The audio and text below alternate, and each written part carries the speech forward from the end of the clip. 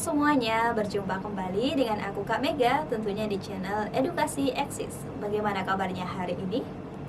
Semoga kita semuanya selalu dalam keadaan baik dan juga sehat. Nah, dalam kesempatan kali ini kita akan belajar bersama tentang rasio. Nah, untuk belajar lebih lanjut, kalian simak contoh berikut ini terlebih dahulu ya.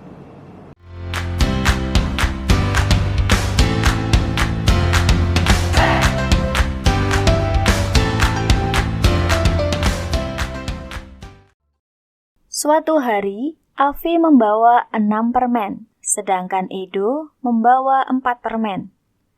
Maka rasio permen Avi dan Edo ditulis 6:4, atau bisa juga ditulis dengan 6/4.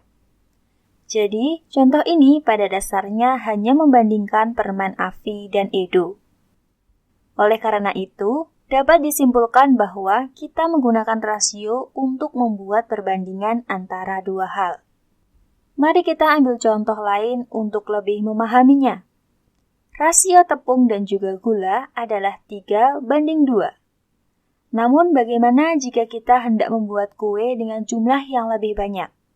Berapakah perbandingan yang dihasilkan? Untuk membuat kue dengan jumlah yang banyak, mungkin kita akan membutuhkan 4 kali lipat dari jumlahnya. Jadi, kita perlu mengalihkan angkanya dengan 4. Sehingga perbandingan tepung dan gula menjadi 12:8. Perbandingan ini sama saja dengan 3:2. Sehingga perbandingan rasa kue antara perbandingan 3:2 dengan perbandingan 12:8 adalah sama saja. Jenis perbandingan juga berbeda. Yang pertama, rasio bagian ke bagian. Yang kedua, rasio bagian ke keseluruhan. Untuk memahami berbagai jenis rasio, maka mari kita lihat contoh berikut ini. Terdapat 10 murid dalam ruang kelas, 6 perempuan dan 4 laki-laki. Jadi, perbandingan untuk perempuan adalah 6:4, sedangkan perbandingan untuk laki-laki adalah 4:6. Rasio ini adalah rasio bagian ke bagian. Kemudian, jika soal menunjukkan perbandingan anak perempuan dengan semua anak di ruang kelas, maka perbandingannya adalah untuk perempuan 6:10. Angka 6 adalah jumlah anak perempuan, sedangkan 10 adalah jumlah keseluruhan anak di ruang kelas. Demikian pula dengan anak laki-laki.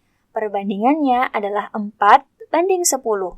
4 adalah jumlah anak laki-laki, sedangkan 10 adalah jumlah keseluruhan anak di ruang kelas.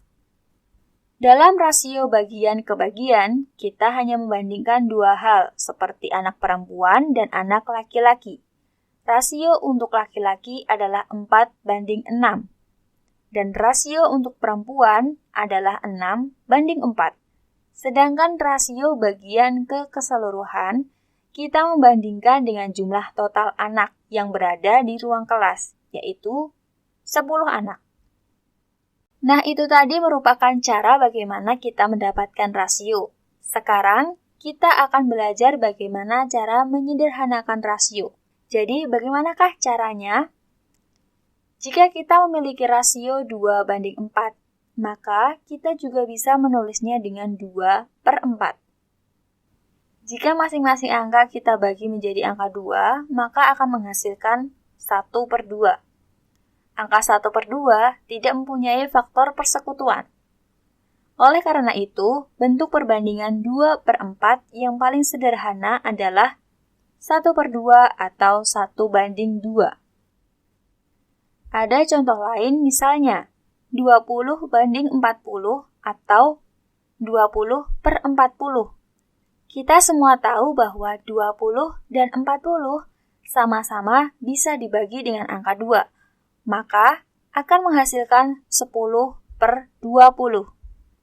Namun, angka 10 dan 20 mempunyai faktor persekutuan, yakni dibagi dengan angka 2 lagi. Jika masing-masing kita bagi lagi dengan angka 2, maka akan menghasilkan 5/10. Nah, apakah angka 5 dan 10 sudah menjadi bentuk yang paling sederhana? Ternyata angka 5 dan 10 masih bisa dibagi loh, yaitu dengan angka 5. Hasilnya menjadi 1/2. Angka 1/2 sudah menjadi bentuk yang paling sederhana dan tidak memiliki bentuk persekutuan. Pada contoh tadi, kita membagi bilangan dan penyebut dengan 2, 2, dan 5. Apabila kita mengkalikan angka 2, 2, dan 5, maka akan menghasilkan 20. Sehingga, angka 20 adalah faktor persekutuan tertinggi dari perbandingan 20/40. Nah, begitulah cara menyederhanakannya. Semoga video kali ini bermanfaat ya. Tentunya jangan lupa like, komen, dan share video ini ke teman-teman kalian semua. Dan tentunya jangan lupa subscribe channel Edukasi Eksis ini ya. Terima kasih, bertemu di lain video.